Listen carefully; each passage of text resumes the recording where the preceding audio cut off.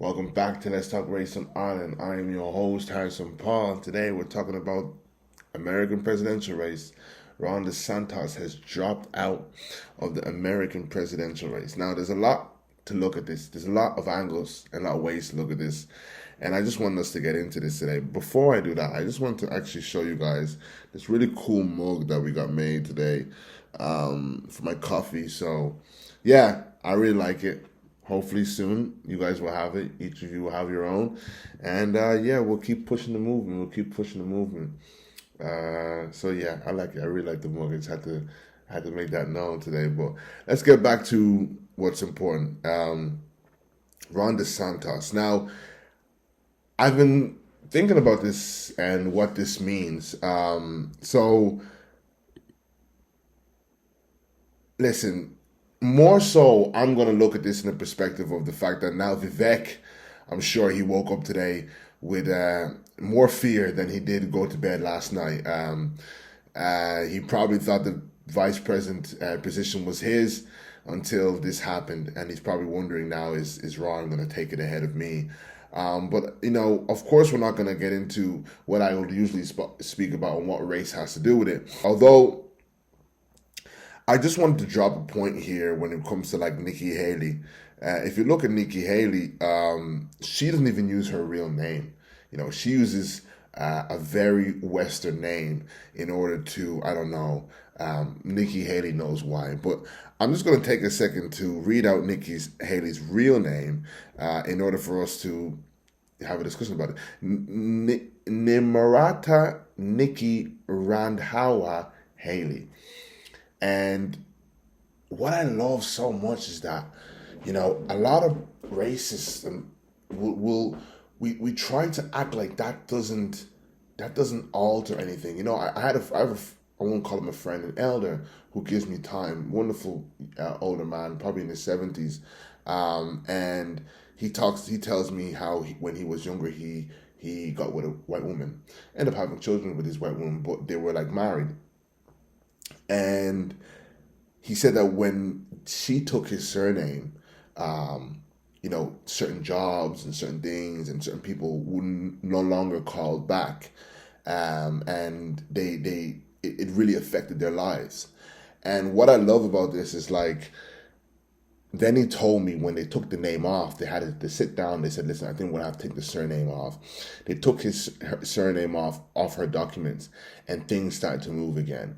And they really understood that, a name affected it. And even herself, she knows when she gave people her surname, which was, he's a Canadian man, she could tell people's heads turned a little bit. And this man's in the 70s. So in regards to the name, it's sad to say it out loud, and actually, it's even more sad that we're putting this pressure as if life does not work like this. And to anybody who's saying that this is victim mentality, look, this is what I say: we have to call a spade in order to understand how to act accordingly. Now, I don't believe that we are supposed to live in a life where we cannot be our true selves in order to appease a system that is built to glorify anything Western and then nullify the intelligence or the convenience, or not convenience, anything that's special that comes from, let's say, Asian or anything of a minority background, already to put under a negative stigma. And I feel like we as people have to, this is why we need to have a mentality where we combat these systems and we take them head on and we challenge them.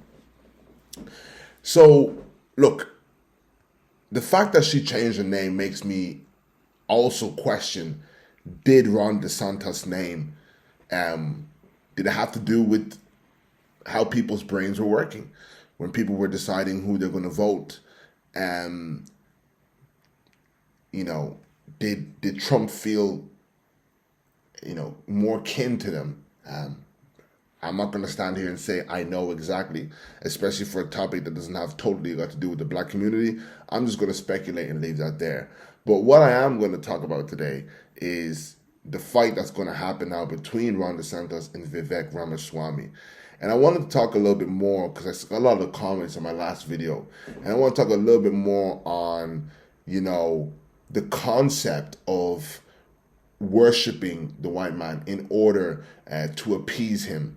And a lot of people were saying, oh, America loves Ramaswamy, and America loves Vivek. And, I wanted to discuss about what that really means. What does that really mean? What is that really worth if you have sold your soul in order for people to appreciate you? And what needs to be underlined here is that I don't think anybody he respects or anybody he reveres him. I don't think that you can earn that with this level of self-denial. It's pathetic, really. And I wanted to prove my point. I wanted to show you some clips that can prove that. But before I say that, Vivek actually went from being 800. He actually continuously in the campaign talked about my own money. I use my own money. I use my own money. And it turns out that he went from 800 million to 900 million richer after this campaign, because of this campaign. And when he went around talking the rhetoric that he did, that appeases these white billionaires and all those people who are very racist, who are very far right, who are very ignorant, that obviously is going to put more money in his pocket.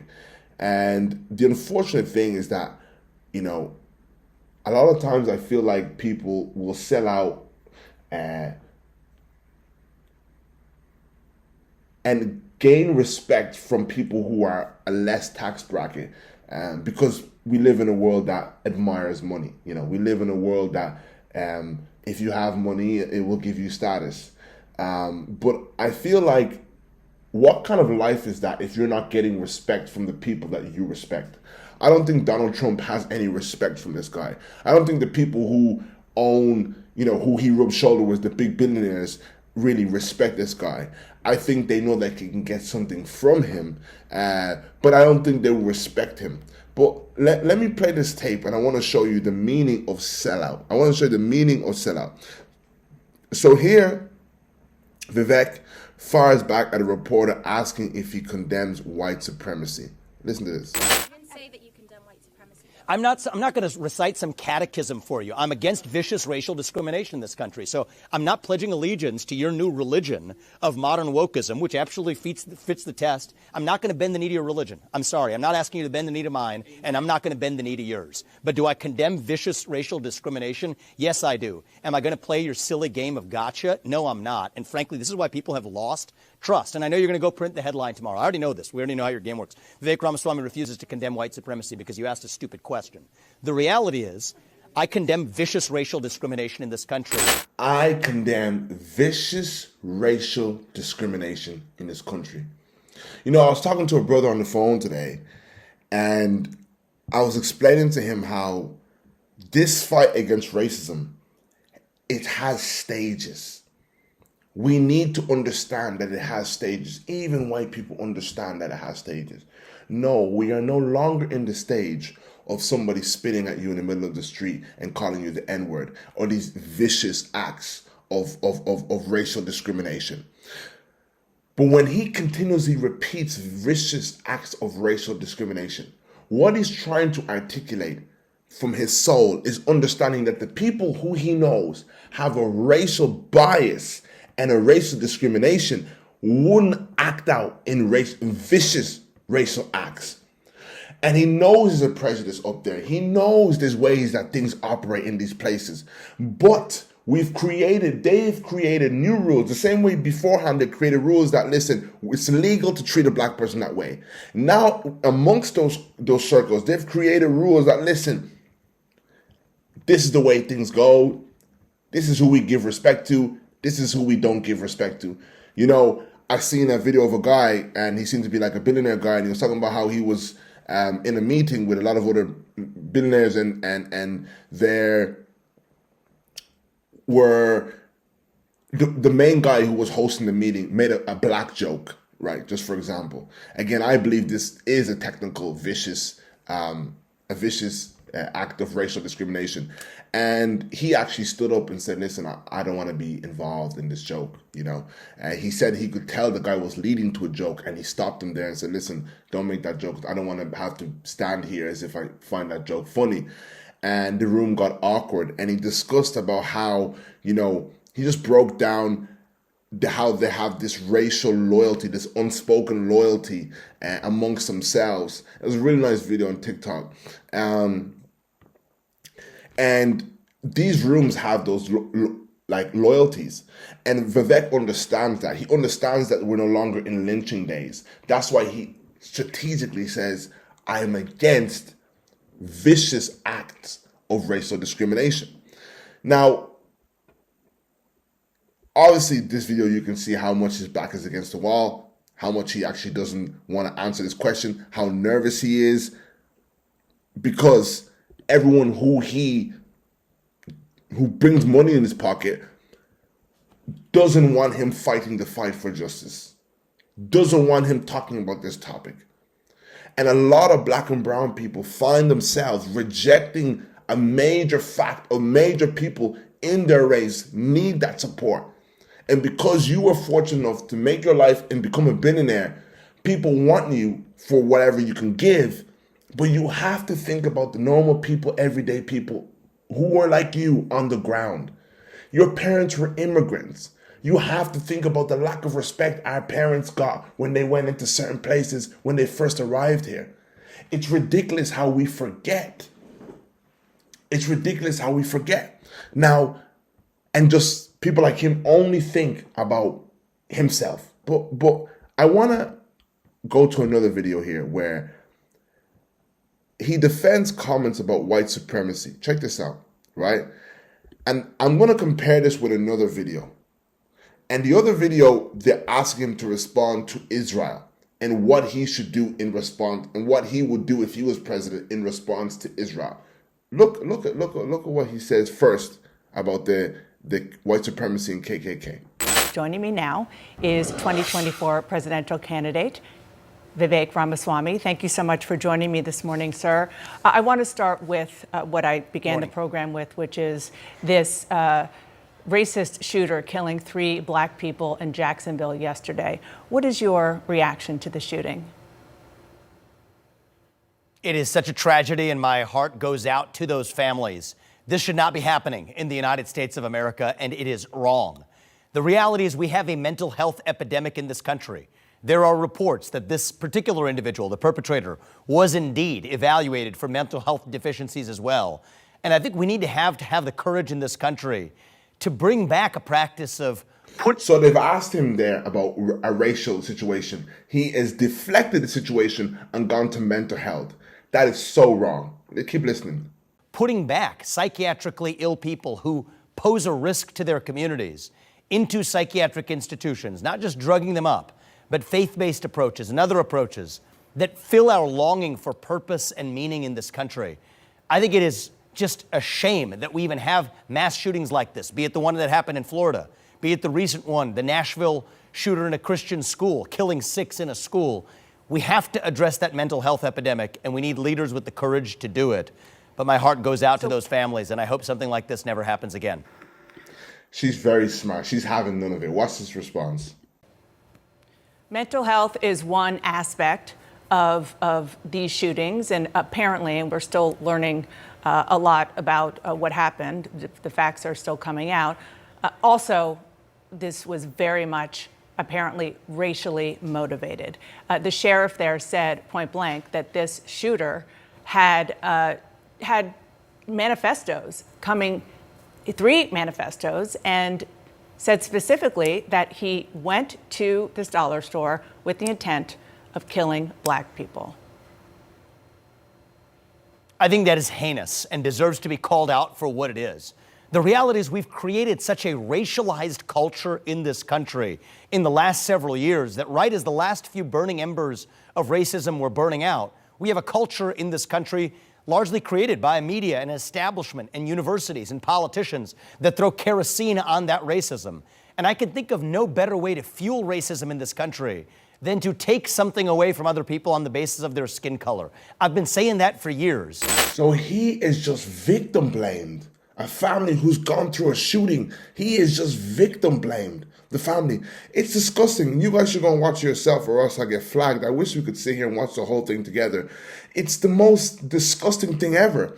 Now, after he did that, and I want to remind us while we're watching this, when you lose all sense of morals, when you lose all sense of dignity, of righteousness, and I believe we suffer with this as a community, and every day we have to, as Black people, find ourselves, to ask ourselves what type. I often hear Black people say to me, oh, you got to play the game. You got to play. We don't want to play the game anymore. We have to be willing to understand and believe that justice will pay at the end of the day. A lot of you guys love to look at spirituality. You know, your zodiac signs or your universe, how it works out in the end. We can no longer play the game. This is when you get a man who's playing the game. Now watch how he's kind of deflecting. And you will see in the rest of the interview, it's not a thing of we should respond or we should respond to the terrorist act. It's kind of he victim blamed. It's the far left who've done that, who've caused it upon themselves. Now, watch how he responds when asked how he would respond to Israel. You just heard on this issue on what you would tell the Prime Minister? Not in terms of what I would tell the Prime Minister, no. In fact, I would go one step further. The founding vision of Israel was based on the idea that they don't want to depend on anybody else's sympathy or direction in defending themselves. So what I would tell Bibi is that Israel has the right and the responsibility to defend itself. I would tell him to smoke those terrorists on his southern border, and then I'll tell him as President of the United States, I'll be smoking the terrorists on our southern border. That's his responsibility. This is our responsibility. That's how we move forward. But I want to be careful to avoid making the mistakes from the neocon establishment of the past. Corrupt politicians in both parties spent trillions, killed millions, made billions for themselves in places like Iraq and Afghanistan, fighting wars that sent thousands of our sons and daughters, people my age, to die in wars that did not advance anyone's interests, adding $7 trillion to our national debt. And Joe Biden sold off our foreign policy. Joe Biden's son, Hunter Biden, got a $5 million bribe from Ukraine. That's why we're sending Anyway, that's enough of that. But that's what I'm trying to say, guys. There's actual no compromise because he understands that the people are rich Jewish people. And one situation, you saw it there yourselves, guys. He talks about how there's absolute no compromising, yet with the other situation, he's compromising. So this race between Ron DeSantis and Vivek is going to be an interesting one. I'm curious to see who gets, presidential, vice president at the end of the day. But what I wanted to talk about this today was just to understand that if you are moving up in the world and you've lost your self-respect and you've lost your identity, or you have such low racial self-esteem, if white people like you because you reject who you are, what is that worth at the end of the day? I want to inspire Black people like Vivek, that we can use Vivek here as an example as he has a race with Ron DeSantis.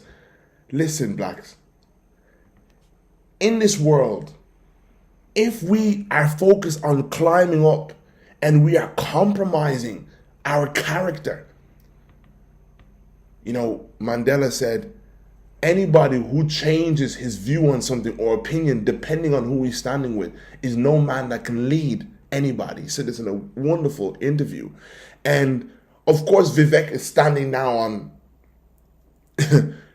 very far right and trying to impress the far right people. But I just want to use this as an example that we can look and ask ourselves. And I always ask, what can I give to the people at home? And what way can I inspire them? Ask yourself every day, am I going against the grain or am I going with the grain? Because the grain has definitely been built that only accepts people who come in a certain format. If you are liked, if you are appreciated only when you come in a certain format, is it worth it? And ultimately, at the end of the day, you will not receive the respect and reverence type respect from those people that you revere. You just become a very good helper. You just become a very good spokesperson. You just become a very good worker.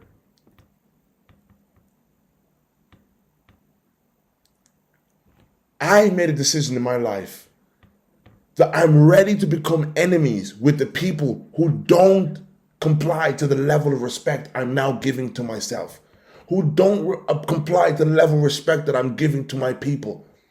It's not about, this show that I make is not about crying about racism, about victim mentality. I'm not complaining. I'm not asking white people to stop being racist. I'm not asking the people who Vivek Ramaswamy is trying to impress to stop being the way that they are so then we can stop trying to impress you. I'm trying to make a movement of people who are stronger than to become Viveks, are stronger minded than to think, you know what? My way up is to talk like this, is to sound like this, is to nullify a shooting on black people, but then talk highly about a shooting on about Israel bombing people. Yet it's the same incentive. Both terrorist acts. Hamas, you say, was a terrorist act, right? Well, this was a terrorist act. Why weren't they given the same energy? And as black people, we find ourselves, I was talking to a brother today.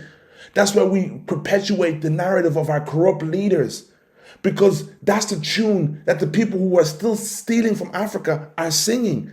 It's a tune that nullifies them and vindicates them from what the crimes that they're committing on Africa, the unethical crimes that they're committing, the World Trade and IMF crimes that they're committing on Africa.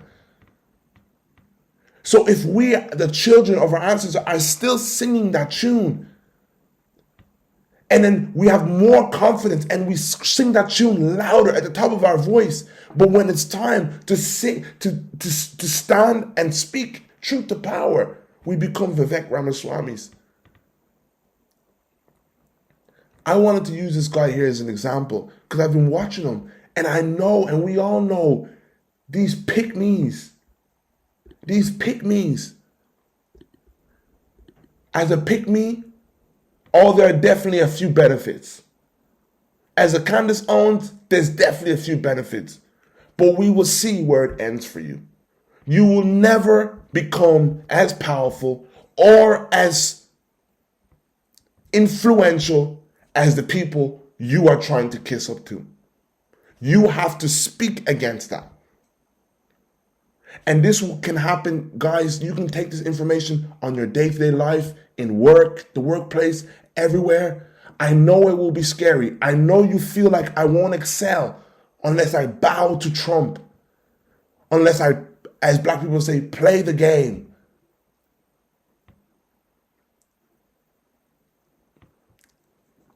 I don't believe that, guys. I don't believe that. I don't believe it. I believe we live in a time now where our ancestors would have expected us of all times to speak truth to power. No longer will we be killed. And we have an okay system now where you could take someone to court if they, wrongfully punished you in work for you trying to stand against and go against the grain. So, listen. This guy's a joke. I don't know who's going to win between him and Ron DeSantis. Ron DeSantis is stepped down. The Nikki Haley's. It's an interesting race. We'll see how far it goes. Thank you so much for watching. And I'm on a mission for you.